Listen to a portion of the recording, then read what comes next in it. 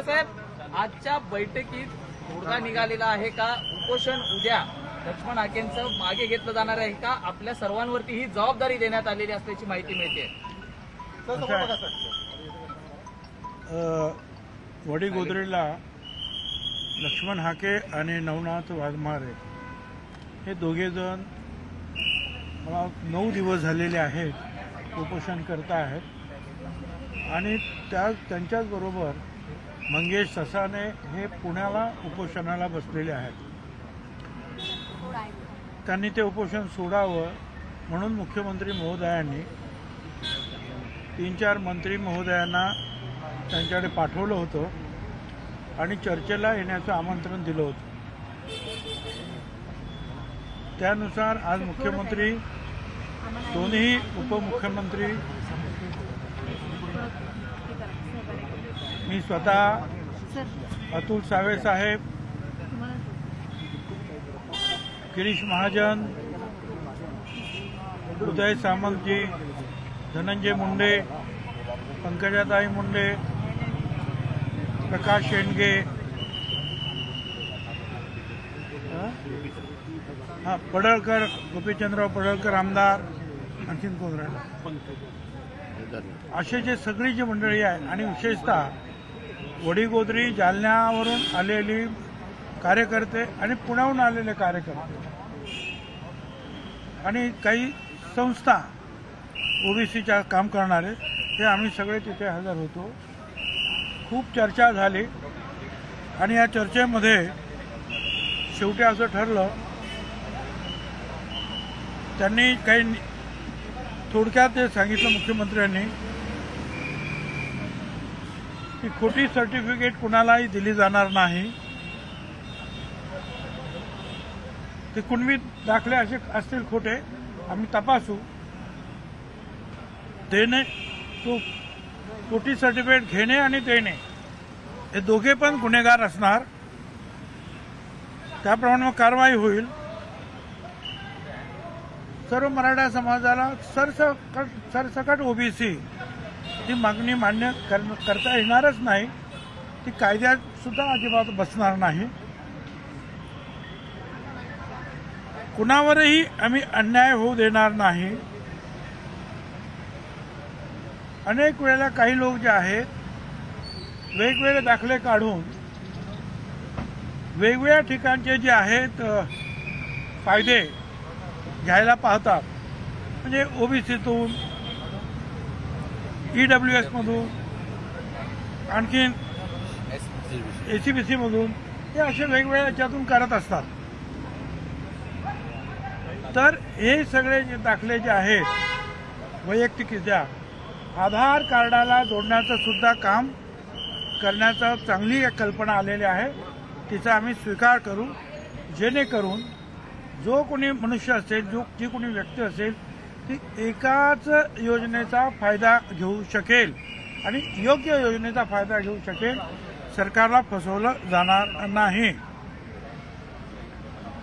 मंत्रिमंडळामध्ये जशी मराठा समाजाचे प्रश्न सोडवण्यासाठी मंत्र्यांची समिती आहे, तशी ओबीसी भटक्या विमुक्त समाजाच्या समस्या सोडवण्यासाठी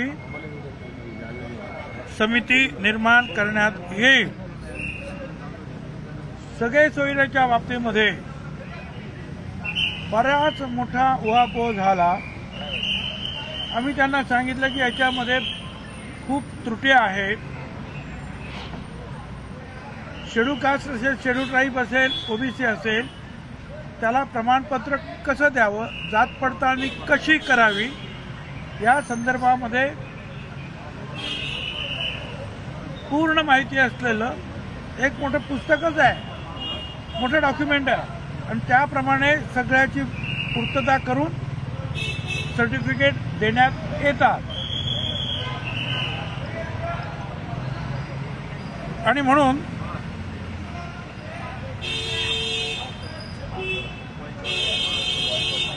तर हे जे आहे सगळे सोयरेचे आम्ही म्हटलं मग गरज काय, जर एक डॉक्युमेंट आपल्याकडे आहेच जे आज 20-25 वर्ष चालू आहे, त्याला कोणी चॅलेंज केलेलं नाही, तर मग दुसरं असं एक सगळे सोयरे वेगळं करण्याची आवश्यकता नाही. त्यांनी सांगितलं जरूर तुम्ही सगळ्या तुमची द्या माहिती, आणि आम्ही सांगितलं आहे त्याच्यामध्ये सुद्धा काही त्रुटी आहेत, आमच्या वकिलांचा सुद्धा आम्ही सल्ला घेतो. त्यांनी सांगितलं ते आणून द्या आमच्याकडे.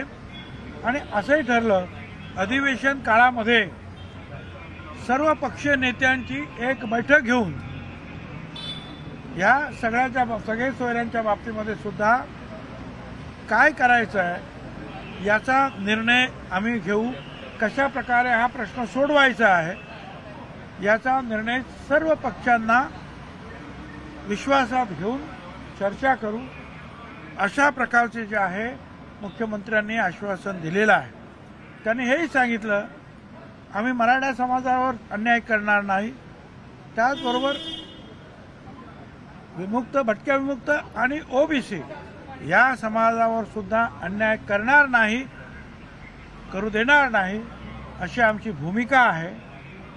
वेगवेगळ्या ठिकाणी निवडणुकीच्या अगोदर, निवडणुकीच्या नंतर सुद्धा लहान लहान समाजाच्या घरांवर हल्ले झाले, हाणामाऱ्या झाल्या, बदला घेण्यात आला. अजूनही ते प्रकार त्या जिल्ह्यांमध्ये सुरू आहेत. त्या बाबतीमध्ये सुद्धा कडक कारवाई करू, हे सुद्धा जे आहे मुख्यमंत्री आणि उपमुख्यमंत्र्यांनी सांगितलेलं आहे. आता ही सगळी माहिती जी आहे तुमच्याद्वारे तर तिकडे जाईलच, पण काही मंत्री जे आहेत आम्ही उद्या पुण्याला पण आणि त्यांना वडीगोद्रीला जाऊन या सगळ्या गोष्टी समजावून सांगणार आणि त्यांना विनंती करणार की आमची सगळ्यांची विनंती आहे की तुम्ही आता इथे उपोषण समाप्त करावं, 2-4 दिवस आणखीन तुम्ही थोडंसं आराम करावा, आणि त्यानंतर लवकरच इथे जी सर्वपक्षीय मिटिंग होणार आहे या सगळ्यांच्या संदर्भात त्याच्यामध्ये सुद्धा तुम्हाला भाग घेता येईल. अशा प्रकारे आपण सगळी तयारी करूया. मुख्यमंत्र्यांनी पुन्हा शिष्टमंडळ पुन्हा एकदा जालन्याला शिष्टमंडळ पुन्हा जालन्याला जाणार आहात, मात्र हे घेऊन जात असताना लेखी घेऊन जाणार आहे का, आणि त्यांची जी मागणी आहे ती मुख्यमंत्र्यांनी स्वतः यावं, तर मुख्यमंत्री त्यांच्याशी स्वतः भेटायला जाणार आहेत. आम्ही मंत्रिमंडळ जे आहे जवळजवळ 7-8 मंत्री आहोत, ते जाणार आहे. आम्ही जे आता बोलू त्याच्यावर त्यांचा विश्वास बसेल, कारण मी तिथे आहे त्याच्यामध्ये, काळजी करू नका. त्याला प्रश्नाचं उत्तर दिलं तुम्हाला. छगन भुजबळ बोलतो आहे मी ओबीसीचा लीडर आहे काय, आणि मी ज्या वेळेला निरोप घेऊन जातो आहे त्यावेळेला माझे ते लोक जे आहेत, माझे लोक आहेत ते विश्वास ठेवतील. भुजबळ साहब, हिंदी में बताइए, आज आपकी बैठक हुई, कई घंटे चली, काय बोलायचं आहे, काय लावाला वेळ आणखी काय नाही. किन मुद्दों पर चर्चा हुई और बैठक के अंत में क्या निकल कर आया? नहीं, ये जो है उन्होंने उनको हम दरख्वास्त करेंगे. 7-8 मंत्री जो है कल जाएंगे. उन्होंने जो बातें वहाँ उन्होंने सवाल उठाया है उनका जवाब देने की हम कोशिश करेंगे. मुख्यमंत्री, उपमुख्यमंत्री, सारे मंत्री जो है बहुत सकारात्मक है इसके ऊपर. कुछ बातें उन्होंने मान ली है और उन्होंने ये भी कहा है कि ये सारे सवाल हम आने वाले अधिवेशन में सारे पार्टियों के नेताओं को बुलाकर उनके सामने उसको रखेंगे, और ना ओबीसी और जो घुमंतु है उनके ऊपर भी अन्याय नहीं होना, मराठा समाज के ऊपर भी अन्याय नहीं होगा, ये कोशिश हमारी रहेगी. सर, आज किन मुद्दों पर चर्चा हुई और मुख्यमंत्री जी ने क्या आश्वासन दिया? किन मुद्दों पर चर्चा हुई और मुख्यमंत्री जी ने क्या आश्वासन दिया, उस बारे में भी बताइए. कहा ना कि एक सर्वपक्षीय मीटिंग में बुलाएंगे. एक जो आपको जिस कैटेगरी में आप है, ओबीसी में है, एसीबीसी में है, ईडब्ल्यूएस में है, तो उसको जो है आधार कार्ड से जोड़ेंगे ताकि एक आदमी, एक व्यक्ति, एक शख्स एक ही जगह जो है वो अर्जी कर सकता है.